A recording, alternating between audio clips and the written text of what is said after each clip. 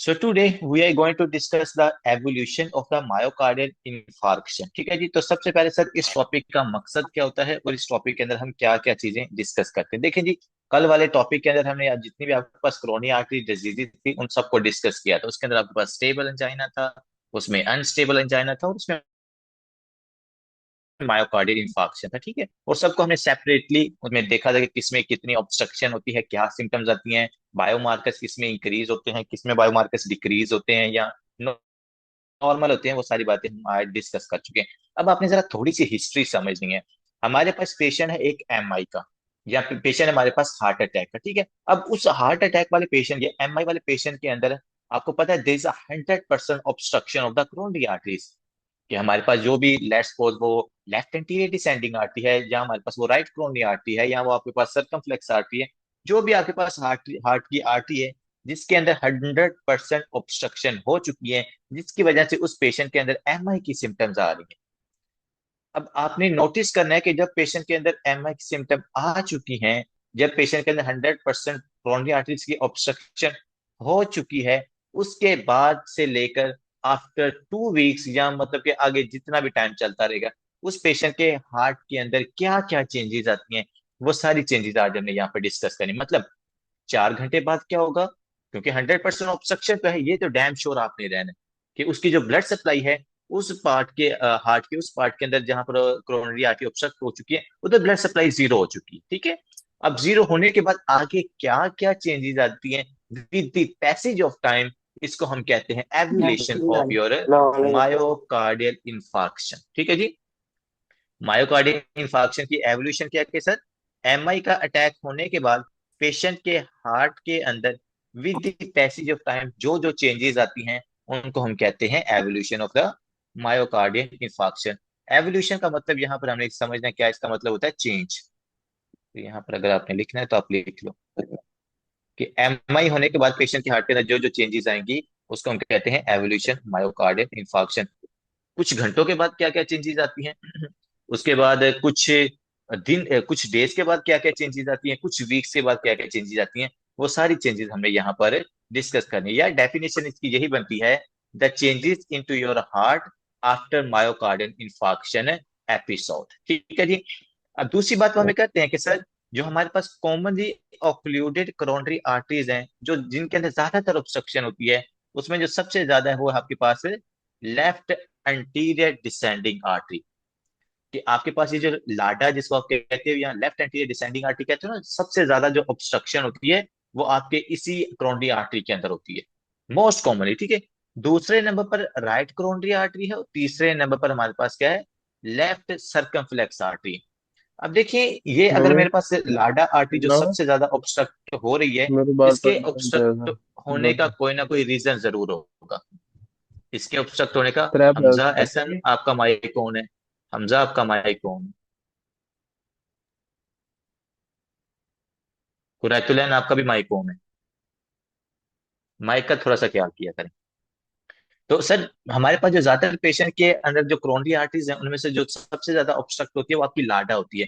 दूसरे नंबर पर right coronary artery और तीसरे नंबर पर जो सर्कमफ्लेक्स आर्टरी है उसकी ऑब्स्ट्रक्शन होती है। देखिए रीजन क्या है सर, ये जो आपके पास ऊपर से लाडा आर्टरी आ रही है, सबसे ज्यादा इसके अंदर ही ऑब्स्ट्रक्शन क्यों होती है, जो दूसरी कोरोनरी आर्टरीज हैं उनके अंदर ऑब्स्ट्रक्शन क्यों नहीं होती? अब मुझे आपने रीजन बताना है कि why there is more obstruction in the LAD artery as compared to the left circumflex artery, right circumflex artery, or the right coronary artery, or left coronary artery, or posterior coronary artery। ज्यादा obstruction LAD में क्यों होती? Can anyone tell me? क्योंकि sir कोई बता lumen सकता है कम क्या? होता है सर। ल्यूमन डॉक्टर साहब, इसका दूसरी जो आर्टरीज है ना, क्योंकि ये थोड़ी सी बड़ी आर्टरी होती है जो आपके अंटीरियर पार्ट ऑफ हार्ट को ब्लड सप्लाई कर रही होती है, तो इसका ल्यूमन थोड़ा सा ज्यादा होता है, तो ये रीजन यहाँ पर नहीं हो सकती। एनी इसमें ब्लड को स्टेसिस का मौका ज्यादा मिलता है मौका ज्यादा मिलता है क्यों? क्योंकि वेंट्रिकल को सप्लाई करिए और वेंट्रिकल में ब्लड सिर्फ डायस्टोल में आता है। डायास्टोल में आता है बिल्कुल, लेकिन मैडम वेंट्रिकल को दूसरी आर्टरीज भी तो सप्लाई कर रही है ना। आपके पास जो लेफ्ट सर्कमफ्लेक्स आर्टरी है वो भी तो आपके वेंट्रिकल को सप्लाई कर रही है ना, वो जो उसकी वेंट्रिकल लेटरल को वॉल है। जी जी। मैंने ये कह रही हूँ कि लेफ्ट वेंट्रिकल को मेनली सप्लाई करती है इसलिए।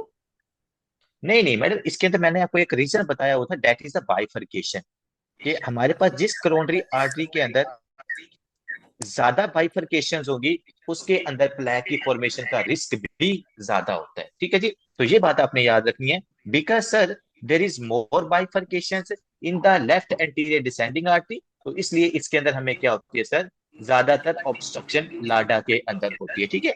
दूसरा यार ये माइक फिर हम ना आपका ऑन है,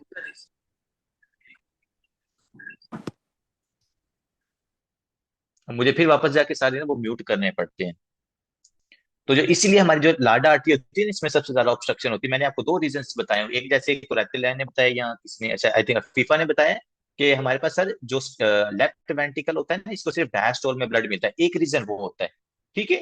और उसका रीजन उसमें देखो लेफ्ट सर्कमफ्लेक्स आर्टरी भी इन्वॉल्व हो सकती है, उसमें आपकी लाडा भी इन्वॉल्व हो सकती है। ठीक है। अब जो दूसरी चीज है जो आपके पास लाडा को ज्यादा इन्वॉल्व करती है, वो है इसकी बाइफरकेशन, कि इस आर्टरी के अंदर ना बच्चों ज्यादा बाइफरकेशन होती है, इस तरह छोटी छोटी बाइफरकेशन ज्यादा होती है।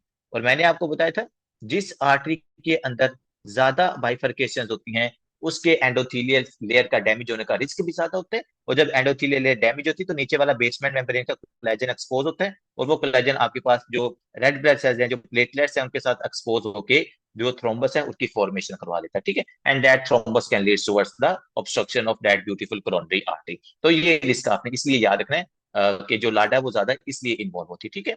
नेक्स्ट बात करते हैं कि सर जो पेशेंट हमारे पास एमआई का होता है ना, इसके अंदर हमें डिफरेंट सिम्टम्स नजर आती हैं। सिम्टम्स वैसे हमने कल भी डिस्कस की थी, लेकिन यहाँ पर भी हम देख लेते हैं। उस पेशेंट के अंदर हमें नजर आती है सर डायाफोरेसिस। डायाफोरेसिस क्या होता है सर, उस पेशेंट में डायाफोरेसिस हम कहते हैं sweating. Sweating. Can any student tell me why there is sweating in this patient? And और उस पेशेंट में हमें नोजिया एंड वॉमिटिंग नजर आ रही है।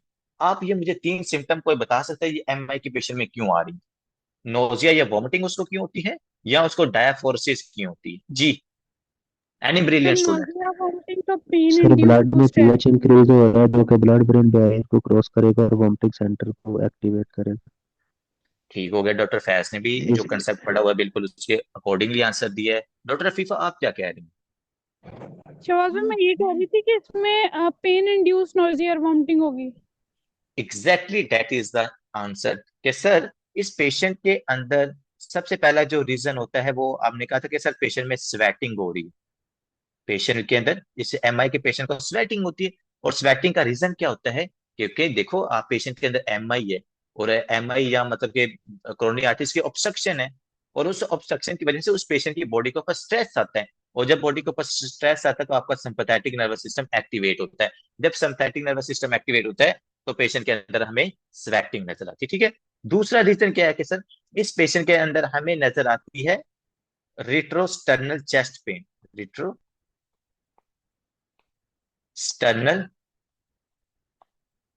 चेस्ट पेन, कि इस पेशेंट की जो स्टर्नम है वहां पर पेशेंट को सीवियर पेन होती है। और ये जो सीवियर पेन होती है, this pain can leads towards the this patient induce vomiting. Induce vomiting. Sir ये जो पेशेंट को रिट्रोस्टर्नल पेन हो रही है ना, ये पेन उस पेशेंट के अंदर नोजिया और वॉमिटिंग को इंड्यूस करती है।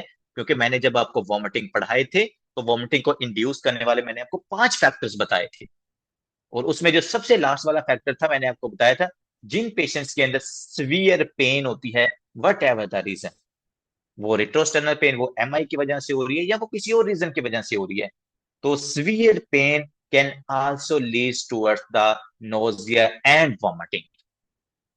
बात को समझ आ गई? तो ये आपने इस लिहाज से हर सिम्टम का बच्चों रीजन होता है। स्वेटिंग हो रही है, रीजन क्या है sir, sympathetic nervous system activate है। और वो क्यों एक्टिवेट है? क्योंकि उस पेशेंट की बॉडी के ऊपर स्ट्रेस आया हुआ है।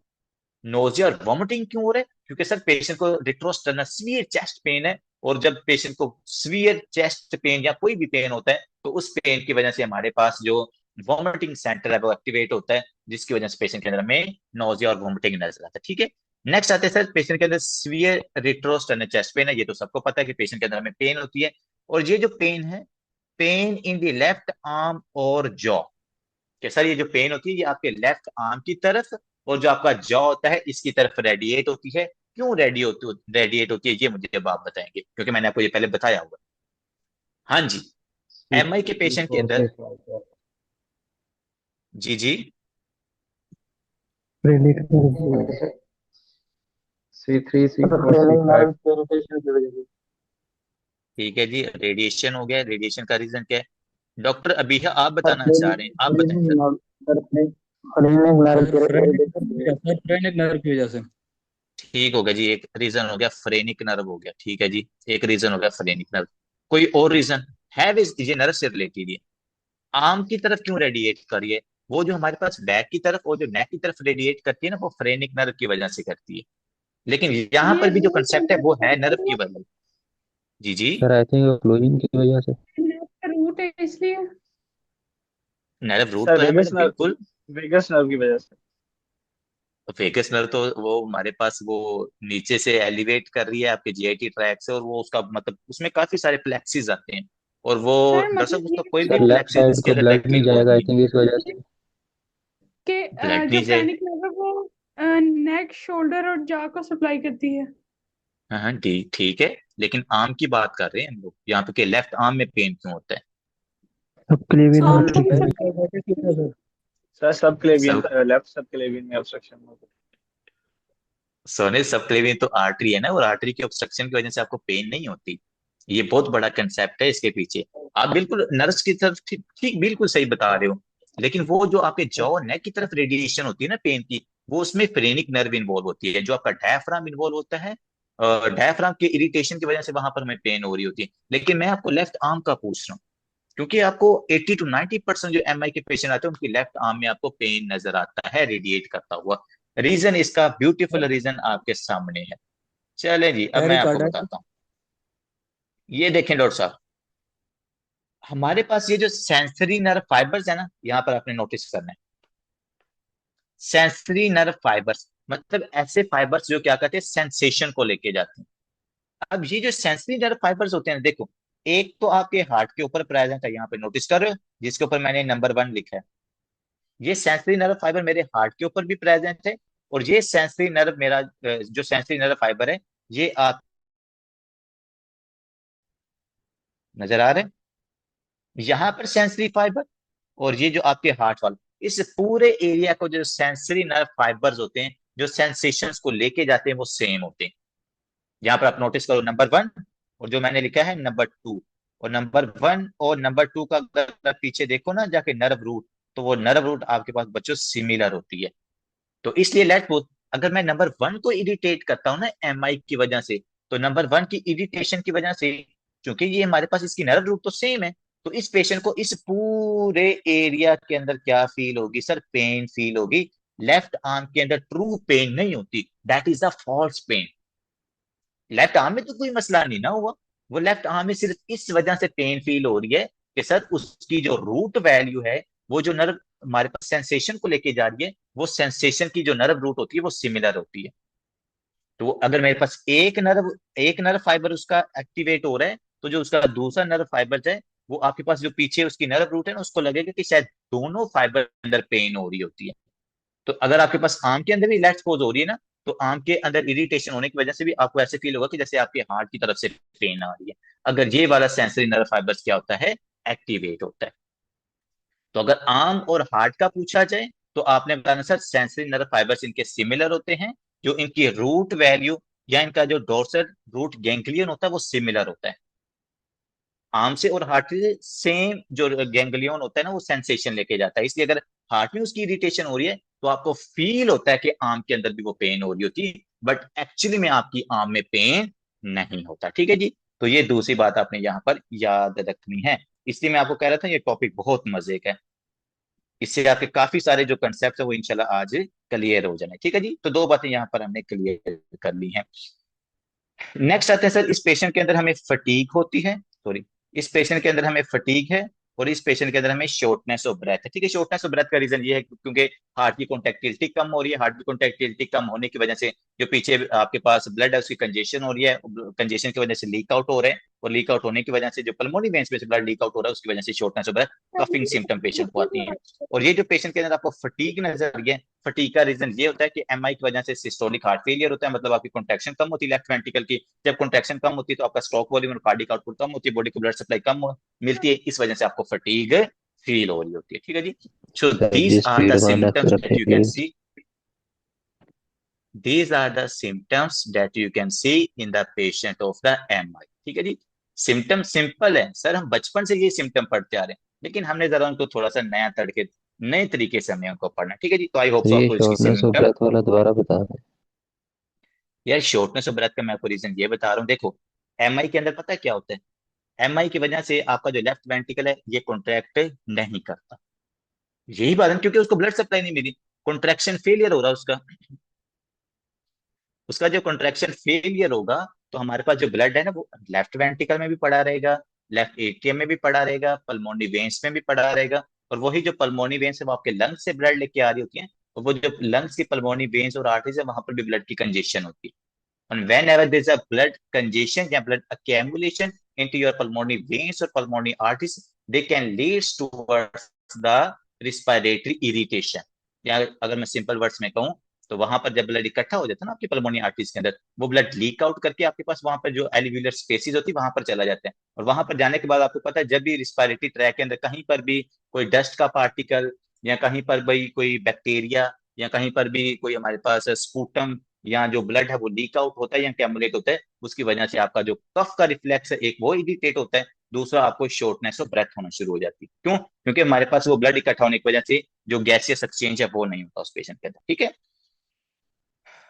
Okay sir. नेक्स्ट बात करते हैं कि सर जी, अब जो हमारा असल टॉपिक है वो है एवेल्युएशन। एवोल्यूशन के सर, पेशेंट को एम आई हो चुका है, बात को जरा अपने समझ लें। पेशेंट को एमआई हो चुका है, और एमआई होने के बाद हार्ट के अंदर क्या क्या चेंजेस आनी है, वो चेंजेस हमने जरा नोटिस करनी है। ठीक है। अब मैं आपको सबसे पहले बात बताना चाहता हूँ, पहले हमने डिस्कस करना है 0 to 4 आवर्स के पहले 4 घंटे के अंदर एमआई वाले पेशेंट को क्या होता है और उसके हार्ट के अंदर क्या चेंजेस आती हैं। फर्स्ट, 0 to 4 आवर्स, पहले 4 घंटे के अंदर। बच्चों एक बात याद रखिएगा, पहले 4 घंटे के अंदर हमारे हार्ट के अंदर ना कोई माइक्रोस्कोपिक चेंज आता है, माइक्रो नो माइक्रोस्कोपिक चेंज, और आपके पास कोई ग्रॉस चेंज भी नहीं आता। ग्रॉस एग्जामिनेशन में भी आपको कोई चेंज,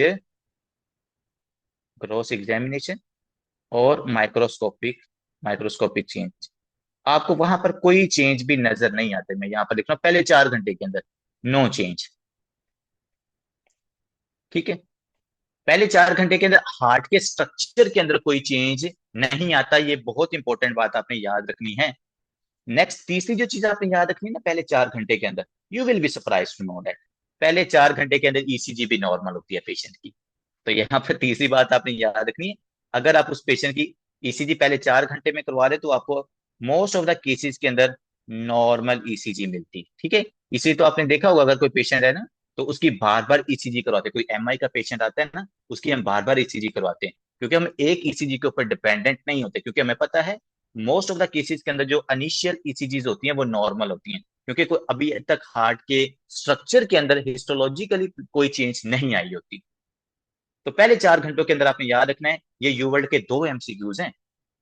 वो एक में उन्होंने 2 घंटे की हिस्ट्री दी हुई है और पूछ रहे होते हैं हाँ भाई बताओ ईसीजी के ऊपर क्या चेंज आएगी, तो सारे बच्चे लगाते हैं वो चलो G ST elevation, ST depression, और मतलब स्टेमी नॉन स्टेमी, उसकी जो ईसीजी की फाइंडिंग होती है टी वेव इनवर्जन, वो लगा रहे होते हैं।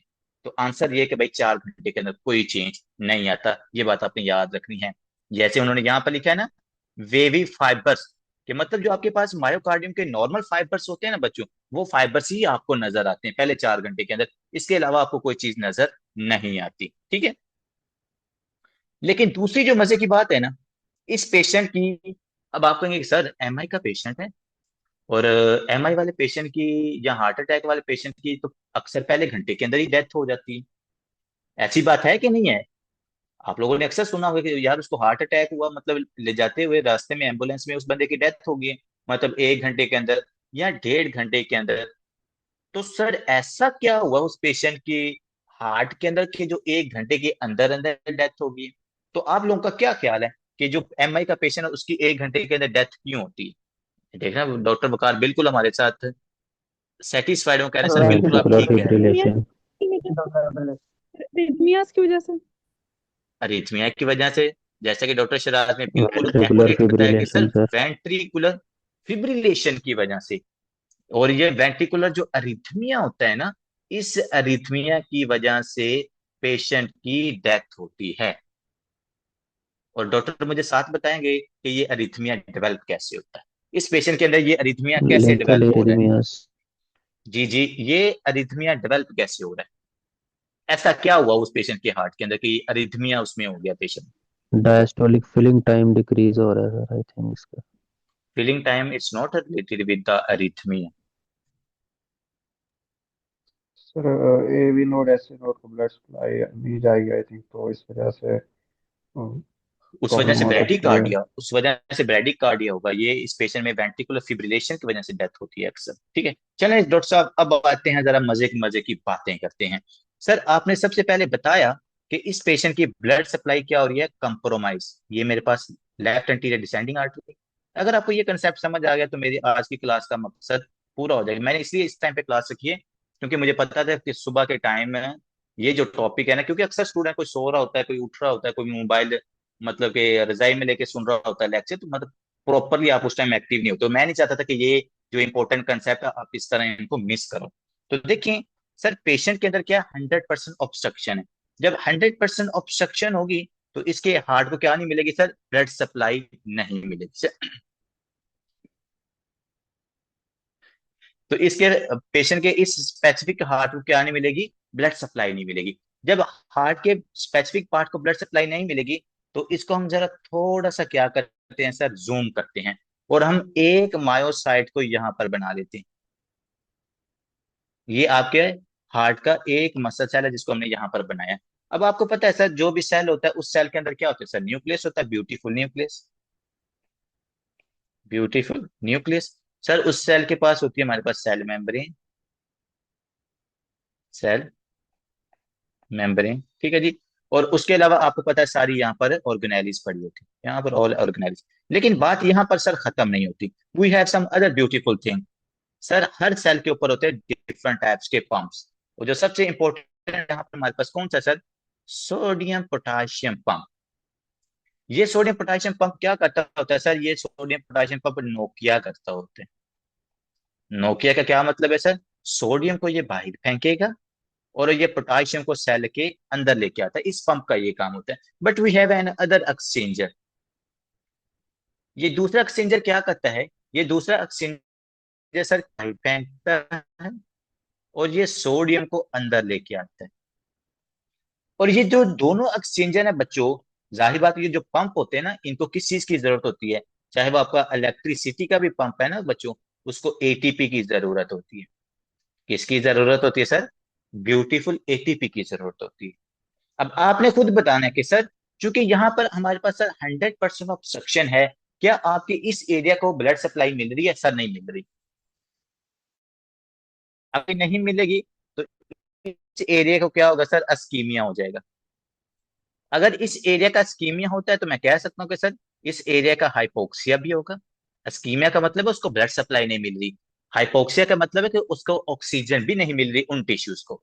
जब इस एरिया को ऑक्सीजन नहीं मिलेगी तो क्या ये आपके पास ये वाला जो एरिया है, ये ग्लूकोज को, या ये वाला जो सेल है, क्या ये ग्लूकोज को यूज करके, ऑक्सीजन को यूज करके ये आपके पास ऑक्सीडेटिव फॉस्फोरिलेशन करवा सकता है, ऑक्सी ऑक्सीडेटिव फॉस्फोरिलेशन,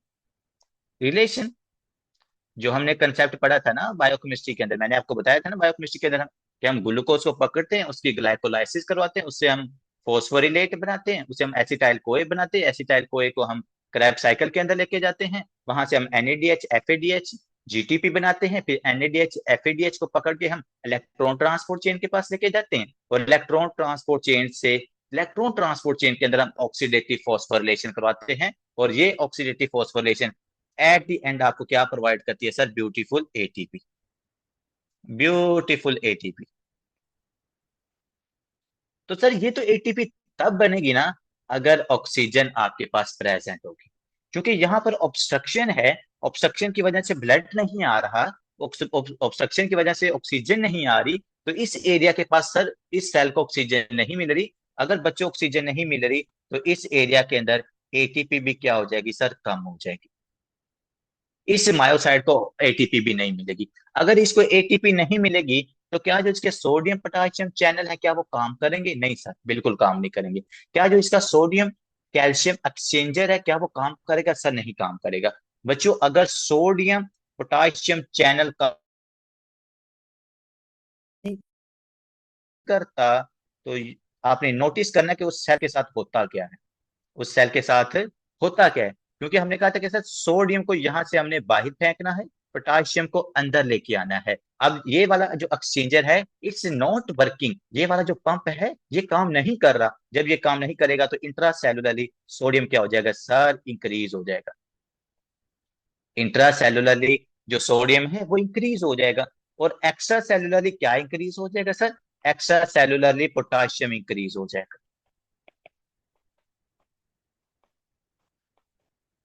अब आएगा ना मजा। सर ऑक्सीजन ना मिलने की वजह से सेल के अंदर इंट्रासेलुलरली सोडियम ज्यादा है। जब इंट्रासेलुलरली सोडियम ज्यादा है, अंदर ऑस्मोलैरिटी ज्यादा है, तो बाहर से क्या होगा? वाटर सेल के अंदर जाना शुरू हो जाएगा। वाटर सेल के अंदर जाना शुरू हो जाता है, जिसकी वजह से जो आपका सेल होता है ये सेल क्या कर जाता है सर? ये सेल के अंदर स्वेलिंग हो जाती है। ये सेल हमारे पास स्वेल हो जाता है, इस सेल के अंदर स्वेलिंग हो जाती है। पहला काम तो सर नंबर वन पे ये होता है कि हमारे पास हाइपोक्सिया होने की वजह से जो आपका मायोसाइट सेल होता है इसके अंदर स्वेलिंग हो जाती है। लेकिन दूसरा काम क्या हुआ सर? दूसरा काम, इस पेशेंट के अंदर सेल से बाहर पोटाशियम ज्यादा जा रहा है, इस पेशेंट के अंदर हाइपर कलीमिया हो गया है।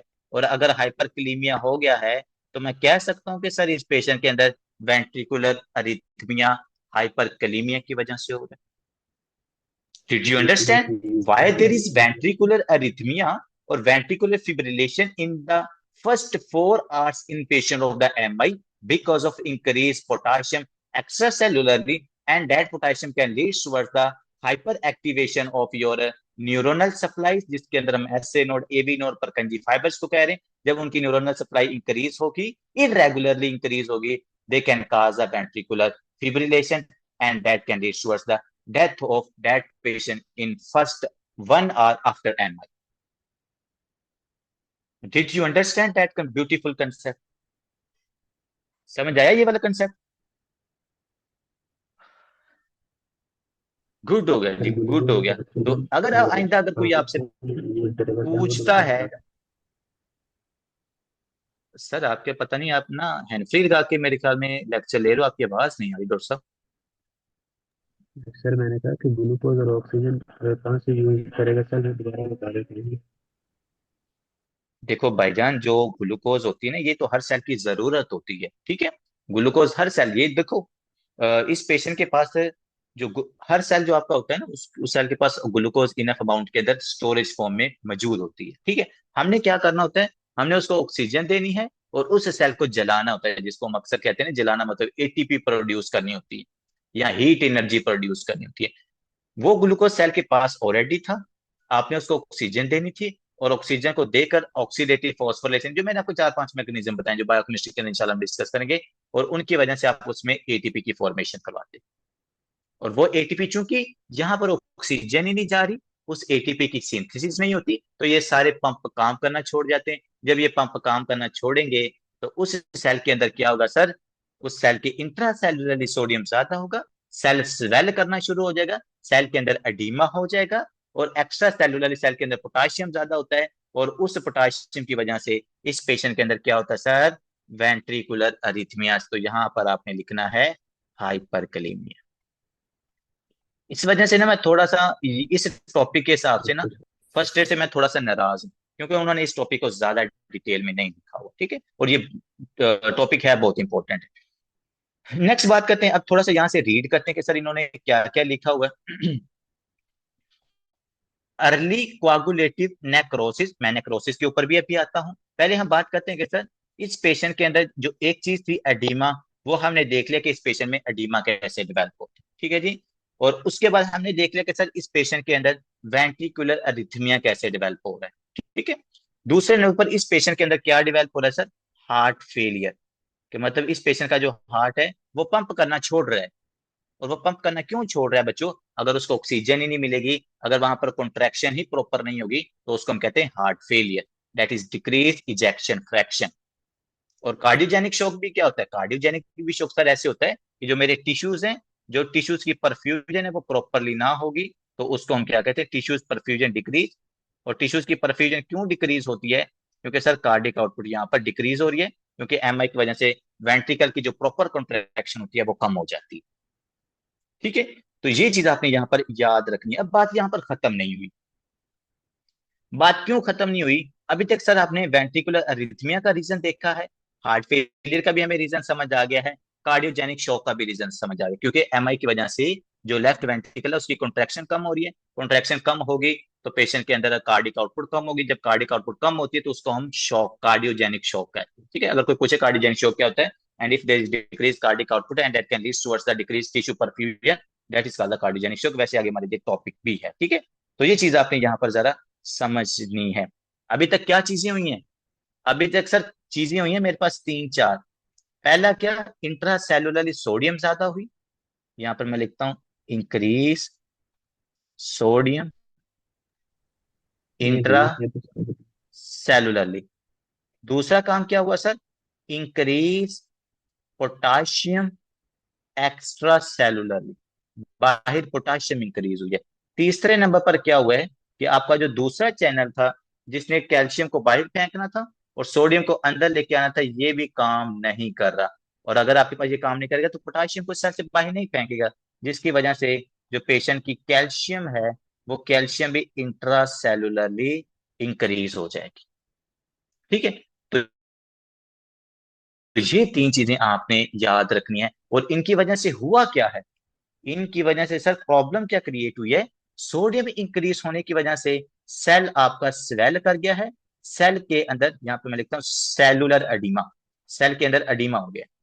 ठीक है, दूसरा पोटाशियम बाहर होने की वजह से पेशेंट के अंदर वेंट्रिकुलर फिब्रिलेशन क्रिएट हुई, वेंट्रिकुलर फिब्रिलेशन। ठीक है, ये चीजें अभी तक आपने क्या रखनी, यहां पर याद रखनी है। सर नेक्स्ट आते हैं कि सर, जी जी कॉन्ट्रैक्शन ज्यादा नहीं हो जाएगी जब कैल्शियम इनसाइड इंक्रीज हो जाएगा? सर, ये आपने जो क्वेश्चन पूछा है ना, आपने कमाल कर दिया। फैज ने पूछा है। आए सर फैज, आपको जरा हम थोड़ी सी सैर करवा के लाते हैं। मैं थोड़ा ना लाइफ डॉक्टर स्पेशल फैज का सर कहना थोड़ा है, सा एक्सप्लेन कर दिया करें। जी जी सर, परेशान हम आप एक्सप्लेन नहीं कर रहे हैं। अगर हमने रीडिंग करनी होती तो अभी तक इस तरह के 7 टॉपिक हम पढ़ चुके होते। तो यहाँ पर सर बात ये हो रही है। Okay sir. हाँ जी, तो यहाँ पर देखें हमारे पास जैसे कि डॉक्टर ने कहा कि सर इंट्रासेलुलरली कैल्शियम ज्यादा हो रही है। चलें हम डॉक्टर की बात मान लेते हैं कि सर इंट्रासेलुलरली जो कैल्शियम है वो ज्यादा हो रही है। और अगर वो कह रहे हैं कि सर इंट्रासेलुलरली कैल्शियम ज्यादा हो रही है, इसका मतलब है कि जो मायोकार्डियम की कॉन्ट्रैक्शन है वो भी ज्यादा होनी चाहिए। लेकिन सर आप कह रहे हैं कि कॉन्ट्रैक्शन कम हो रही है, तो कैल्शियम इंट्रासेलुलरली ज्यादा है, उसके लिए कॉन्ट्रैक्शन को ज्यादा होना पड़ेगा। बच्चों, इस कैल्शियम को कॉन्ट्रैक्ट करने के लिए एटीपी की जरूरत होती है। अगर आपको याद हो ना, तो हम पढ़ते होते हैं स्लाइडिंग मैकेनिज्म। स्लाइडिंग मैकेनिज्म में क्या होता है sir? Actin and myosin slide with each other. जो एक्टिन और मायोसिन, आपके पास मायोफिलामेंट्स होती है ना मस्कुलर सेल के अंदर, तो ये जो एक्टिन और फिलामेंट्स होती है ना, ये एक दूसरे के ऊपर स्लाइड करती हैं। जब ये with the help of calcium, जब इनके ऊपर आके लगता है, कैल्शियम लगता है ना, तो ये स्लाइड करती हैं और आपके पास कॉन्ट्रैक्शन होती है। अब देखिए, स्लाइड करने के बाद ना, इस एक्टिन और मायोसिन को सेपरेट करने के लिए या इस कैल्शियम को यहां से रिमूव करने के लिए यू नीड ब्यूटीफुल एटीपी। आपको इस कैल्शियम को उस एक्टिन और मायोसिन से सेपरेट करने के लिए एटीपी की जरूरत होती है। Do you have ATP? आपके पास एटीपी है? No sir. आपके पास अगर एटीपी नहीं है, क्या आपकी कैल्शियम एक्टिन और मायोसिन से सेपरेट होगी? नहीं सर, कॉन्ट्रैक्शन भी नहीं होगी। नहीं सर। तो आपका जो लेफ्ट वेंट्रिकल है ये कॉन्ट्रैक्शन फेज में जाएगा, इसकी कॉन्ट्रैक्शन रिलैक्सेशन नहीं होती। ठीक है जी, तो ये था इस कंसेप्ट के पीछे जो ब्यूटीफुल कंसेप्ट होता है, because you need ATP for relaxation और for removing the calcium from actin and myosin. क्योंकि हमने सेलुलर फिजियोलॉजी पढ़ी नहीं हुई थी, मैं इसलिए उस सारी सारी डिटेल में नहीं जा रहा था, लेकिन वो इसका बड़ा प्यारा कंसेप्ट है, तो ये चीज आपने यहाँ पर याद रखनी है। नेक्स्ट आते हैं कि सर अब हमारे पास में 4 घंटे गुजर गए। देखो 4 घंटे से पहले पहले क्या क्या कुछ हो चुका है उस सेल के अंदर। सर सेलुलर स्वेलिंग हुई है, और पेशेंट के अंदर जो अरिथमिया डेवलप हुआ है या कार्डियोजेनिक शॉक डेवलप हुआ है या हार्ट फेलियर डेवलप हुआ है, उसके हमने यहाँ पर रीजन देख लिए हैं। अब बात करते हैं सर 4 घंटे के बाद। अब नेक्स्ट जो टॉपिक है हमारा वो है 4 आवर टू 24 आवर। 4 घंटे से लेकर 24 घंटे तक सेल के अंदर क्या क्या चेंजेस आएंगी, अब हमने इसकी बात करी। ठीक है जी। तो बच्चों 4 आवर्स के बाद ना क्या होता है कि चूंकि सर सेल को कंटिन्यूसली ऑक्सीजन नहीं मिल रही होती, पहले सेल की क्या हुई है, स्वेलिंग हुई है। जब सेल की स्वेलिंग होगी तो सेल हमारे पास किस फेज के ऊपर होता है, यहां पर मैं स्वेलिंग से बात स्टार्ट करता हूँ। सेल के अंदर ये सर स्वेलिंग हो चुकी थी पहले 4 घंटे के अंदर। अब जिस सेल के अंदर बच्चों स्वेलिंग होती है ना, अब इसके अंदर बहुत ज्यादा वाटर है। जिसके अंदर बहुत ज्यादा वाटर होता है या जिस सेल की स्वेलिंग होती है, उस सेल का बर्स्ट करने का चांस भी क्या होता है सर, ज्यादा होता है। उस सेल के बर्स्ट करने का या उस सेल के रप्चर होने का जो रिस्क होता है वो हमारे पास इंक्रीज हो जाता है। तो ये सेल हमारे पास 4 घंटे के बाद क्या कर जाता है sir, it started to rupture. ये सेल हमारे पास रप्चर होना शुरू हो जाता है, क्योंकि स्वेल था अब वो रप्चर होना शुरू हो गया। जब ये सेल हमारे पास रप्चर होना शुरू होगा तो इस सेल के पास जो जो चीजें थी ये लौटा देगा। ठीक है, इस गंगा के पास जो जो कुछ थी इसने बहा देना है। तो इस सेल के अंदर इंट्रासेलुलरली क्या क्या रिलीज होता है सर, यहां से रिलीज होगा CKMB। अब सेल छोड़ेगा CKMB, यहां से रिलीज होगा ट्रोपोनिन। और एक चीज और जो आज आपके लिए सरप्राइज है, that is the lactate dehydrogenase. तो after 4 hours, after swelling of the cell, cell क्या करता है, बर्स्ट होता है। और वो बर्स्ट होने के बाद अपना इंट्रासेलुलर जो कंटेंट्स होते हैं उनको रिलीज कर देता है। जब वो कंटेंट्स को रिलीज करता है, वो कंटेंट्स क्या क्या होते हैं सर, वो हमारे पास होता है LDH, lactate dehydrogenase, troponin and the CKMB।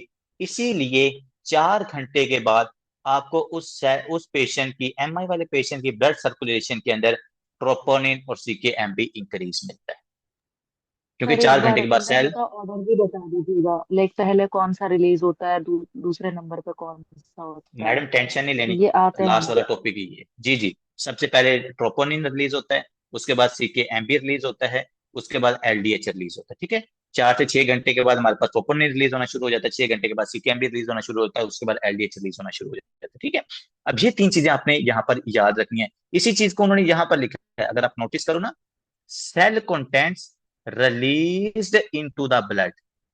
तो ये कब रिलीज होंगे, 4 से 24 घंटे के बाद ये हमारे पास रिलीज होते हैं। फिर अब आप उस पेशेंट का जब वीनस ब्लड चेक करते हो तो हमें वहां पे ये कार्डिक मार्कर्स इंक्रीज मिलते हैं, that are the exact markers of MI patient. ठीक है, ये चीज आपने यहाँ पर याद रखनी है। अभी इस सेल की क्या हो चुकी है, जो सेल बर्स्ट हो चुका है, जो सेल हमारे पास लूट चुका है, जिसने सब कुछ आपको लटा दिया है, उस सेल की क्या हो चुकी है सर, नेक्रोसिस। उस सेल की क्या हो चुकी है सर, ये देखो, ये बेचारे ने सब कुछ लौटा दिया है। जो इसके अंदर फ्लूइड था वो भी निकल गया है। अब इसके अंदर ना कुछ हार्ड मॉलिक्यूल्स ना सिर्फ इस सेल के अंदर रह जाते हैं, कुछ प्रोटीन, कुछ जो हमारे पास इंट्रासेलुलर ऑर्गेनेलिज होती है ना, सिर्फ वही रह जाती हैं। जब वो इंट्रासेलुलर ऑर्गेनेलिज और कुछ प्रोटीन इस सेल के पास रह जाती हैं, फिर हम कहते हैं कि सर इस सेल के अंदर क्या होगी है, कोएगुलेटिव नेक्रोसिस। अब इस सेल की क्या हो चुकी है सर, हमारे पास नेक्रोसिस सर हो चुकी है। फिब्रिनॉइड और कोagulative नेक्रोसिस में क्या फर्क है? सर जो हमारे पास कोआगुलेटिव नेक्रोसिस होती है ना, कोआगुलेटिव नेक्रोसिस के अंदर ये होता है कि जो आपके पास प्रोटीन्स होती है ना, they are in hard form and they are intracellularly. ठीक है, जो लिकोफैक्टिव नेक्रोसिस होती है उसमें प्रोटीन के साथ हमारे पास फ्लूइड भी होता है, इसलिए वो हमें लिक्विड लिक्विड लगता है। ठीक है, जैसे आपके पास ब्रेन के अंदर लिकोफैक्टिव नेक्रोसिस होती है, जैसे आपके पास लोअर लिम्स के अंदर आफ्टर वेट गैंग्रीन, जो आपके पास सॉरी ड्राई गैंग्रीन के बाद जो वेट गैंग्रीन होती है वो भी लिकोफैक्टिव होती है। ठीक है, तो उसमें अंदर प्रोटीन और वाटर हमारे पास और दोनों फिब्रिनॉइड मॉलिक्यूल्स सर, होते हैं। जी जी, किसमें फिब्रिनॉइड नेक्रोसिस। सर, फिब्रिनॉइड हमारे पास आपको मिलती है पेशेंट जो हाइपरटेंशन के होते हैं। और हाइपरटेंशन वाले पेशेंट के अंदर आपने नोटिस करना है, ये मेरे पास ब्लड वेसल है ना, इस ब्लड वेसल के ऊपर जब कंटिन्यूसली प्रेशर लगता है ना, तो कंटिन्यूसली प्रेशर लगने की वजह से इसकी एंडोथीलियल लेयर डैमेज होती है। एंडोथीलियल लेयर डैमेज होने की वजह से इस पेशेंट के अंदर जो हाइलिन प्रोटीन होती है वो यहाँ पर डिपॉजिट होना शुरू हो जाती है, और डिपॉजिट होने की वजह से जो आपके ब्लड वेसल्स की वॉल्स हैं उनकी क्या करवा देती है, वो नेक्रोसिस करवा देती है। ठीक है जी, so fibrinoid necrosis is related with the hypertension. Okay हो गया जी।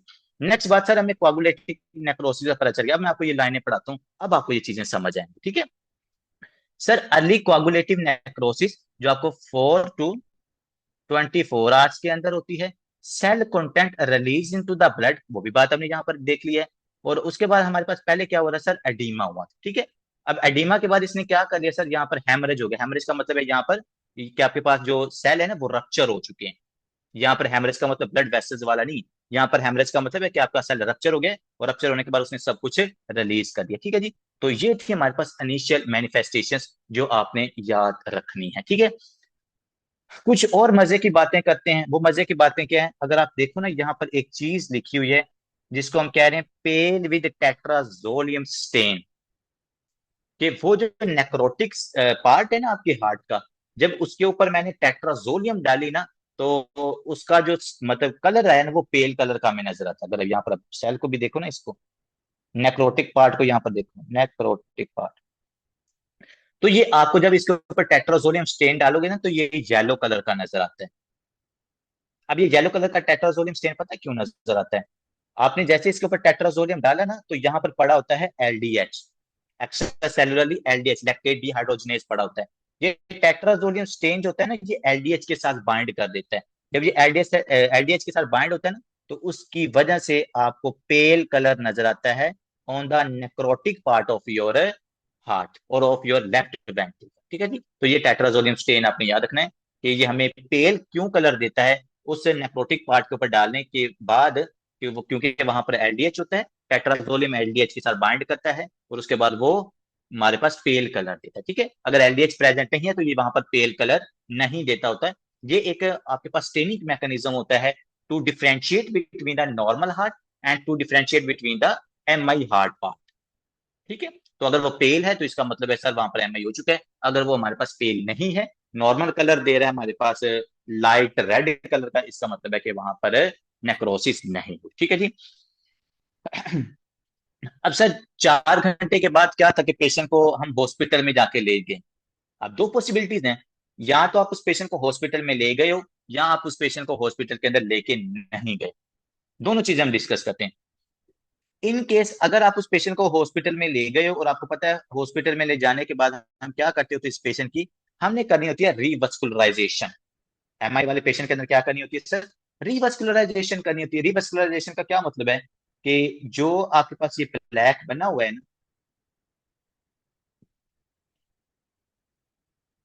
इस प्लेक को या तो हम एंटी थ्रोम्बोटिक ड्रग्स देके इसको रप्चर करवा देते हैं, या फिर हम इस पेशेंट में क्या करते हैं सर, लेट्स सपोज हमने यहाँ पर डाल दिया स्टंट, या स्टंट डाल देंगे, या हम इस पेशेंट के इस पार्ट के अंदर क्या कर देंगे सर, एंटी थ्रोम्बोलिटिक ड्रग्स देके इसको रप्चर करवा देंगे।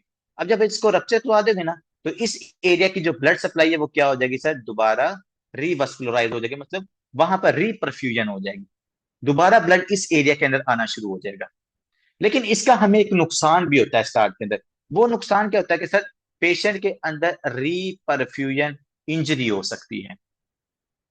क्या हो सकती है वहां पर सर, री परफ्यूजन इंजरी हो सकती है। क्या कोई मुझे बता सकता है कि सर वहां पर तो ऑक्सीजन आ रही है तो उस एरिया को तो दोबारा हेल्दी हो जाना चाहिए था, तो ये हमारे पास री परफ्यूजन इंजरी कैसे होगी? व्हाट डू यू थिंक, री परफ्यूजन इंजरी कैसे होगी? ऑक्सीजन आ रही है तो सर इसका मतलब कि एटीपी भी आ रही है, और कैल्शियम इंक्रीज है तो हाइपर कॉन्ट्रैक्शन वो ज्यादा करवाएगा, जिसकी वजह से माइट बी इंक्रीज का हाइपर कॉन्ट्रैक्शन तो अच्छी बात है ना सर, उसका कोई नुकसान तो नहीं है। कॉन्ट्रैक्शन हो रही वो तो अच्छी बात है, वो इंजरी तो नहीं है। इंजरी का मतलब है कि मेरे हार्ट जरूरत के से जो ज्यादा नॉर्मल सेल्स है उनको कॉन्ट्रैक्शन। भी डैमेज करे। जी जी, कह रहा हूँ जरूरत से ज्यादा कॉन्ट्रैक्शन। सर डॉक्टर इम्बेलेंसिंग असलाम कुछ कहना चाहते हैं? इम्बेलेंसिंग प्रेशर हो जाएगा ना किस तरह होगा ना ये भी बताएं ना, तो पीछे कोई ना कोई रीजन तो जरूर एक्सटर्नल होगा। एनवायरनमेंट और इंटरनल एनवायरनमेंट में इम्बेलेंसिंग प्रेशर क्रिएट होगा जिस वजह से इंजरी होगी। सर यहाँ पर प्रेशर की तो एज इट हमने बात ही नहीं की कि, हाँ ठीक है, एक जिस तरह आप कह रहे थे सर हमने ऑब्स्ट्रक्शन को खत्म किया तो वहां पर दोबारा ब्लड जाना शुरू हो गया, ठीक है। लेकिन वो जो ब्लड चला गया ना भाईजान, उसके ब्लड के जाने की वजह से डायरेक्टली हमारे पास कैसे प्रेशर की, यहाँ तो वो एंडोथेलियल डैमेज होती तो हम उसकी बात करते, लेकिन वो यहाँ पर कह रहे हैं इंजरी। इंजरी का वर्ड वो यहाँ पर यूज कर रहे हैं। इंजरी का मतलब वो इस सेंस में यूज कर रहे हैं कि हमारे पास जो कुछ नॉर्मल सेल्स है ना, वो नॉर्मल सेल हमारे पास डैमेज हो रही है यहाँ पर। आपने उसकी ऑक्सीजन को मेंटेन किया है, दोबारा उसकी रिपरफ्यूजन की है, तो उसने क्या किया, नॉर्मल के एबनॉर्मल के साथ साथ जो कुछ नॉर्मल सेल होते हैं उनको भी डैमेज करना शुरू कर दिया। मैं कह रहा हूँ वो ऐसा क्या हुआ वहां पर जिसकी वजह से नॉर्मल सेल भी डैमेज हो गई। जी डॉक्टर, जी डॉक्टर आबिद, आपका क्या ख्याल है? डॉक्टर काशिफ किधर है? डॉक्टर काशिफ है यहाँ पर? जी राणा जी, आपका क्या ख्याल है, आपको क्या लगता है? Sir oxidative stress, how oxidative stress madam will develop, कैसे डेवलप कैसे होगा, रीजन तो होगा ना कोई।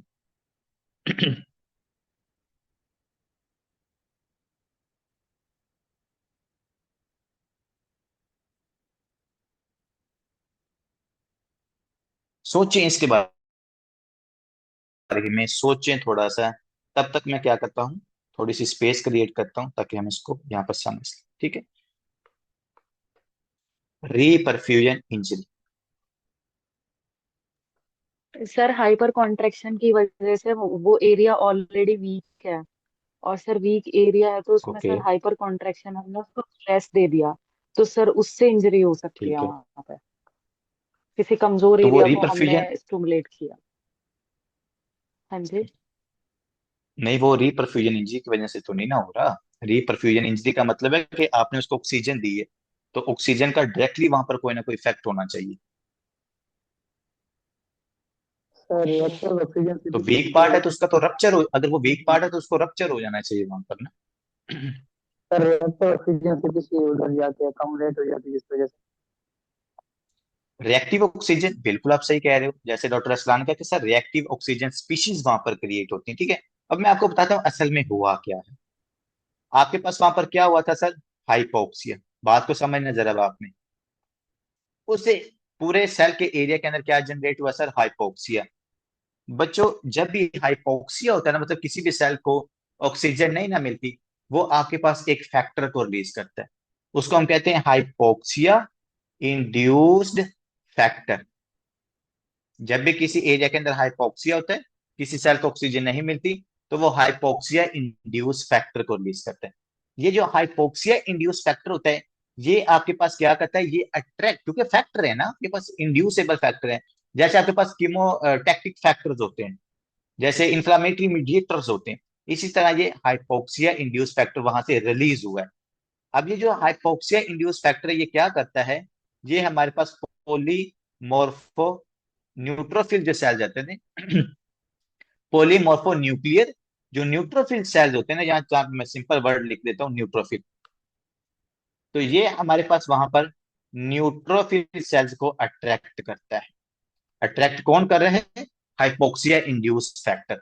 अब ये जो न्यूट्रोफिल्स होते हैं ना, अब न्यूट्रोफिल्स वहां पर प्रेजेंट है, न्यूट्रोफिल चूंकि वहां पर हाइपोक्सिया हुआ था, तो उस एरिया के अंदर न्यूट्रोफिल्स ऑलरेडी प्रेजेंट थे। अब आपने क्या किया सर? हमने उस पेशेंट को रिपरफ्यूज किया, मतलब हमने उसको ऑक्सीजन दी है। अब ये जो ऑक्सीजन है, न्यूट्रोफिल्स क्या करेंगे, इस ऑक्सीजन को यूटिलाइज करके बनाएंगे reactive oxygen species. Reactive oxygen species, या जिसके लिए हम एक और वर्ड यूज करते हैं, these are the free radicals. These are the free radicals. और फ्री रेडिकल्स की फॉर्मेशन कैसे हुई है सर? न्यूट्रोफिल्स मिले हैं मेरे पास ऑक्सीजन के साथ, और ऑक्सीजन को यूज करके न्यूट्रोफिल्स ने बनाई है हमारे पास फ्री रेडिकल्स। अब ये जो फ्री रेडिकल्स होते हैं ना बच्चे, ये फ्री रेडिकल्स ना सिर्फ नॉर्मल सेल्स को डैमेज, एबनॉर्मल सेल्स को, वीक सेल्स को डैमेज करते हैं, ये आपके जो नॉर्मल मायोसाइट्स होते हैं, ये नॉर्मल मायोसाइट्स को भी क्या करते हैं सर? डैमेज करते होते हैं। नॉर्मल मायोसाइट्स को भी सर ये हमारे पास डैमेज कर देते हैं मायोसाइट्स। तो इसलिए हम कह रहे थे कि अगर आपके नॉर्मल सेल्स डैमेज होंगे ना, तो उसके लिए हम इंजरी का वर्ड यूज करेंगे। अब नॉर्मल तो जो जिनकी पहले नेक्रोसिस हो चुकी है उनकी, और आपने क्या नेक्रोसिस करवानी है। हाँ, जब और साथ वाले जो नॉर्मल सेल्स हैं वो डैमेज होंगे ना, तो उसके लिए हम रिपरफ्यूजन इंजरी का वर्ड यूज करते हैं। और ऐसा हुआ क्यों है? सर हाइपोक्सिया था, हाइपोक्सिया की वजह से वहां पर ये वाला factor, hypoxia induce factor generate हुआ।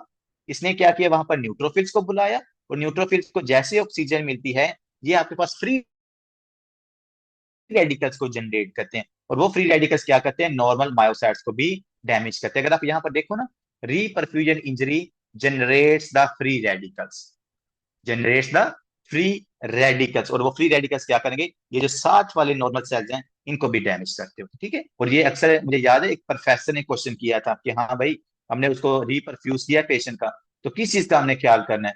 तो हमने कहा था कि सर हम उसकी ऑक्सीडेटिव स्ट्रेस को देखते होते हैं, उस पेशेंट के अंदर फ्री रेडिकल्स को देखेंगे, क्योंकि वो फ्री रेडिकल्स उसके नॉर्मल मायोसाइट्स को भी डैमेज करेंगे। इसलिए एंटीऑक्सीडेंट्स कोई ना कोई आपने उस पेशेंट को विटामिन सी या ये देना होता है साथ, ठीक है जी।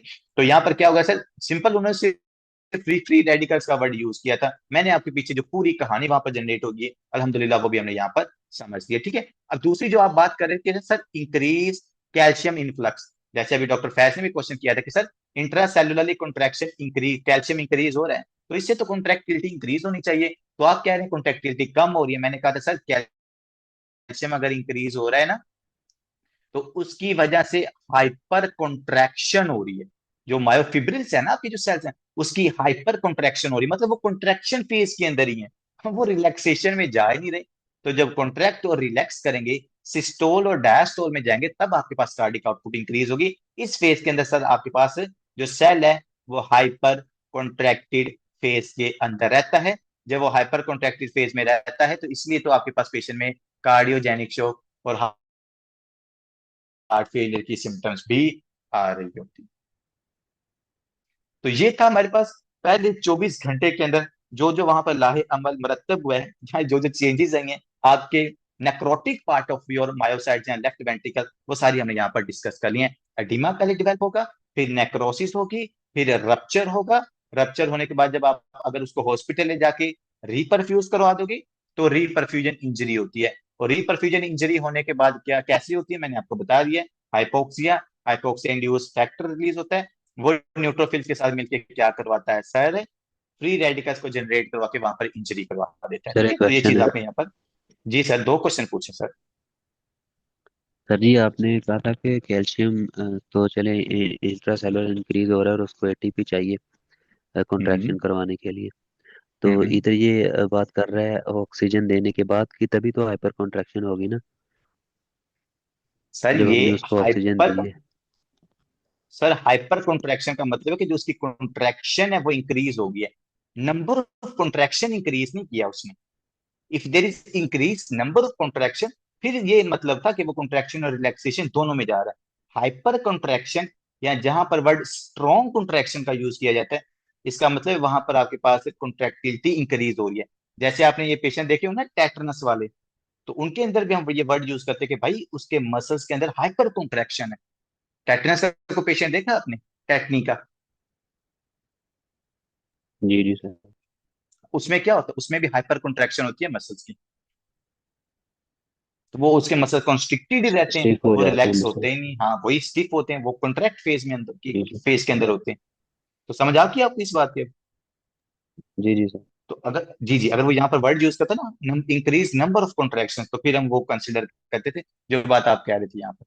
बिल्कुल। अब नेक्स्ट बात करते हैं कि सर हमारे पास है दूसरा पेशेंट, जिस दूसरे पेशेंट को हमने हॉस्पिटल में नहीं लेके गए, और जिस पेशेंट के अंदर स्टिल क्या है, जो कोरोनरी आर्टरी है उसमें ऑब्स्ट्रक्शन है, स्टिल क्या है वहां पर सर, ऑब्स्ट्रक्शन है। और आफ्टर, पहले हमने 24 घंटे की बात की थी, अब यहां पर मैं टाइम लिखने लगा हूं 24 घंटे से लेकर 72 घंटे तक, मतलब 1 to 3 डेज के अंदर उस पेशेंट के हार्ट के अंदर क्या क्या चेंजेस आएंगी, वो अब यहाँ पर डिस्कस, अब चीजें हमारे पास इजी हो गई हैं, अब ज्यादा मुश्किल नहीं होगी। अभी देखें, ऊपर वाला अगर हम कंसेप्ट को याद रखें, तो हमने लास्ट बात क्या डिस्कस की थी, कि सर उस पेशेंट के अंदर ये ना हाइपोक्सिया, और हाइपोक्सिया के बाद हाइपोक्सिया इंड्यूस फैक्टर रिलीज होता है, और उस पेशेंट के हार्ट के इस पार्ट के अंदर क्या है सर, न्यूट्रोफिल्स बहुत ज्यादा है, न्यूट्रोफिल्स का नंबर बहुत ज्यादा यहाँ पर इंक्रीज हो चुका है। 1 to 3 डेज के दरमियान बच्चों न्यूट्रोफिल्स को याद रखें, मैं आपको ना 3 सेट्स बताऊंगा, चलिए अभी बता देता हूँ। सबसे पहले न्यूट्रोफिल्स इंक्रीज होते हैं, आपको इजी समझ आ जाएगी ये एवेल्यूएशन एवोल्यूशन। पहले न्यूट्रोफिल्स आते हैं, न्यूट्रोफिल्स बुलाते हैं आपके दूसरे मेहमानों को, मतलब मैक्रोफेजिस को। फिर मैक्रोफेजिस बुलाते हैं आपके फाइब्रोब्लास्ट सेल्स को। ठीक है, तो विद इन 3 डिफरेंट फेजेस ये आपके तीनों सेल्स क्या करते हैं, इस नेक्रोटिक पार्ट के अंदर आते हैं। लेकिन सबसे पहले अब देखते हैं कि सर जो न्यूक्लियस है ये यहाँ पर आके क्या क्या कर रहे हैं। विद इन 1 to 3 डेज के अंदर हमारे पास क्या क्या चीजें होती हैं वहां पर। सबसे पहले तो वो कह रहे हैं कि सर एक्सटेंसिव कोआगुलेटिव नेक्रोसिस, कि अगर आप उस पेशेंट की ऑब्स्ट्रक्शन ना खत्म करोगे तो जाहिर बात है कि हमारे पास जो कोआगुलेशन है वो और ज्यादा बढ़ जाएगी, और ज्यादा सेल्स की नेक्रोसिस होगी। अगर आप उसको रिपेयर नहीं कर रहे, अगर आप रिवस्कुलराइजेशन नहीं करे, तो जाहिर बात है 1 से 3 दिन के अंदर कोआगुलेशन और ज्यादा बढ़ जाएगी। दूसरी बात वो हमें बता रहा है कि sir tissue surrounding the infarcted show acute inflammation with neutrophils, कि सर वहां पर अगर आप इस डायग्राम को देखो ना, तो ये आपको जो नजर आ रहे हैं ना मल्टी लूब्ड सेल्स हैं जो, ये सारे न्यूट्रोफिल्स होते हैं। और आपको पता है अगर कोई सेल डैमेज होता है तो सबसे पहले एक्यूट कंडीशन के अंदर न्यूट्रोफिल वहां पर जाते हैं। तो अब इस एरिया के अंदर सबसे पहले न्यूट्रोफिल जाते हैं, तो 1 से 3 दिन के अंदर आपने याद रखना है हमारे पास न्यूट्रोफिल सेल्स वहां पर जाते हैं, इस एरिया के अंदर न्यूट्रोफिल जाते हैं। ठीक है, न्यूट्रोफिल्स पहला काम हो गया। अब ये जो न्यूट्रोफिल्स है ना, ये न्यूट्रोफिल्स क्या करते हैं, ये इंफ्लामेटरी मीडिएटर्स को रिलीज करते हैं, और ये एक और फैक्टर को रिलीज करते हैं। दो चीजें न्यूट्रोफिल रिलीज करेंगे, इंफ्लामेटरी मीडिएटर्स, मतलब ये और ज्यादा न्यूट्रोफिल्स को यहाँ पर बुलाएंगे, ये और ज्यादा मैक्रोफेजेस को इस एरिया के अंदर बुलाएंगे कि भाई यहाँ पर हमारे पास नेक्रोसिस हो चुकी है। देखो बात समझनी है आपने, न्यूट्रोफिल जहां पर आएंगे, न्यूट्रोफिल्स आके इन्फॉर्म करते हैं मैक्रोफेजेस को कि भाई यहाँ पर नेक्रोसिस हो चुकी है, काइंडली क्या करो यहाँ पर आके इस एरिया को साफ कर दो। तो फिर मैक्रोफेजेस का काम होता है कि वो फैगोसाइटोसिस वगैरह करवाते हैं, जितने भी नेक्रोटिक पार्ट होता है उसको वहां से रिमूव करते होते हैं। ठीक है, वो कैसे करते हैं वो थोड़ी देर बाद हम यहाँ पर डिस्कस करते हैं। लेकिन अभी तक यहाँ पर न्यूट्रोफिल्स है, 1 से 3 दिन के दौरान ये न्यूट्रोफिल इंफ्लामेटरी मीडिएटर्स को रिलीज करेंगे, और उसके साथ साथ ये रिलीज करते हैं प्लेटलेट ड्राइव्ड ग्रोथ फैक्टर। क्या रिलीज करते हैं sir, platelet drive growth factor. Growth factor क्या हो गया, जी क्यों नहीं डाला जा रहा। न्यूट्रोफिल एक तो इन्फ्लामेटरी मीडिएटर्स को रिलीज करेंगे और ज्यादा न्यूट्रोफिल्स को वहां पर बुलाएंगे, और दूसरा ये रिलीज करते हैं sir platelet drive growth factor. बच्चे ये जो प्लेटलेट ड्राइव ग्रोथ फैक्टर है, जो ट्यूमर ग्रोथ फैक्टर है, या जो आपके पास जितने भी ग्रोथ फैक्टर्स होते हैं, ये क्या करवाते हैं, ये किसी ना किसी चीज की सिंथेसिस करवाते होते हैं। जो प्लेटलेट ड्राइव ग्रोथ फैक्टर है, ये आपके पास स्मॉल ब्लड वेसल्स की सिंथेसिस करवाते हैं, स्मॉल ब्लड वेसल्स की ये सिंथेसिस करवाते हैं। तो आपका ये वाला जो बचे एरिया होता है ना, यहाँ पर छोटी छोटी कैपिलरीज की सिंथेसिस होना शुरू हो जाती है, छोटी छोटी ब्लड वेसल्स की यहाँ पर सिंथेसिस होना शुरू हो जाती है। जब यहाँ पर छोटी छोटी ब्लड वेसल्स की सिंथेसिस होती है, फिर इस वजह से हमें 1 से 3 दिन के दरमियान ये एरिया हाइपरईमिया नजर आता है। हाइपरईमिया का क्या मतलब है, इसकी जो रेडनेस होती है वो रेडनेस इंक्रीज हो जाती है, ये एरिया हमें ज्यादा रेड नजर आना शुरू हो जाता है। उसका रीजन मैंने आपको बता दिया है, हाइपरईमिया, या जो न्यूट्रोफिल्स है उन्होंने प्लेटलेट ड्राइव ग्रोथ फैक्टर को रिलीज किया, और वो प्लेटलेट ड्राइव ग्रोथ फैक्टर यहाँ पर छोटी छोटी ब्लड वेसल्स की सिंथेसिस कर देगा, और वो छोटी छोटी ब्लड वेसल्स की सिंथेसिस होने की वजह से इस एरिया के अंदर हमें रेडनेस नजर आना शुरू हो जाती है विद इन 1 to 3 days। ठीक है, इसके लिए मेरे पास छोटी सी आप लोगों के लिए डायग्राम है, मैं आपको वो दिखा देता हूँ, उससे आपको हाइपरईमिया और स्पेसिफिक समझ आ जाएगा। कम ऑन,